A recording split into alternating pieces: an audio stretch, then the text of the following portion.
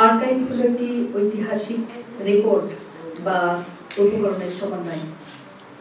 Archive হচ্ছে memory, স্মৃতি। আমরা সবাই চাই, আমরা স্মৃতি ধরে রাখতে চাই সবাই। স্মৃতি আমাদেরকে হাসায়, স্মৃতি আমাদেরকে কাঁদায়, স্মৃতি আমাদেরকে পুরনো দিনের কথা মনে করিয়ে দেয়। এবং আর্কাইভ হলো আমাদের দেশের দীর্ঘ সময়ের যে চলচ্চিত্র, সেই চলচ্চিত্রের একটা স্মৃতিচারণের আধার। এবং ভারতীয় উপমহাদেশে সুলতানি ও মুঘল আমলে মহাফেজখানা নামে পরিচিত রয়েছে একটি সংরক্ষণাগার। আপনারা যদি জেলা প্রশাসনের কার্যালয়ে দেখেন, সেখানে আপনারা মহাফেজখানা পাবেন। সেখানে দলিল, দস্তাবেজ, প্রাচীন সকল কিছু সংরক্ষিত থাকে। আর ফিল্ম আর্কাইভ হলো আমাদের দেশের সেই মহাফেজখানা। আজ এই প্রতিষ্ঠাবার্ষিকীর দিনে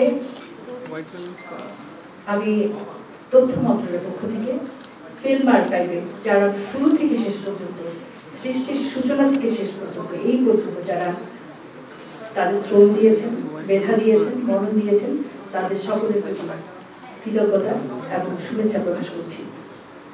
সকলের প্রতি শুভেচ্ছা প্রকাশ করছি সমস্ত শিল্পী, বাংলাদেশের কলাকুশলী, যাদের দ্বারা আমাদের চলচ্চিত্র ঋদ্ধ হয়েছে।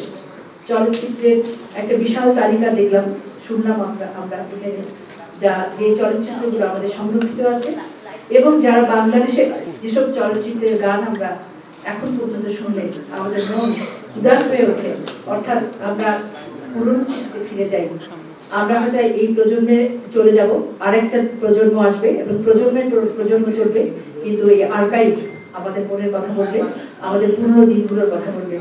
আমাদের জুলাই অভ্যুত্থানের সাথে যারা প্রাণ দিয়েছেন, যারা অভ্যুত্থানটা এগিয়ে নিয়ে গেছেন, যারা পঙ্গু হয়েছেন, তাদের বিশাল একটা অবদান রয়েছে এবং আমরা কিছু এই দেশটাকে এই পর্যন্ত এগিয়ে নিয়ে যেতে এবং তাদের যে বিভিন্ন ফুটেজ নিয়ে তাদের সব কিছু ধারণ করে আমরা ছোট্ট 6 মিনিটের একটা ডকুমেন্টারি আমরা প্রদর্শন করেছিলাম।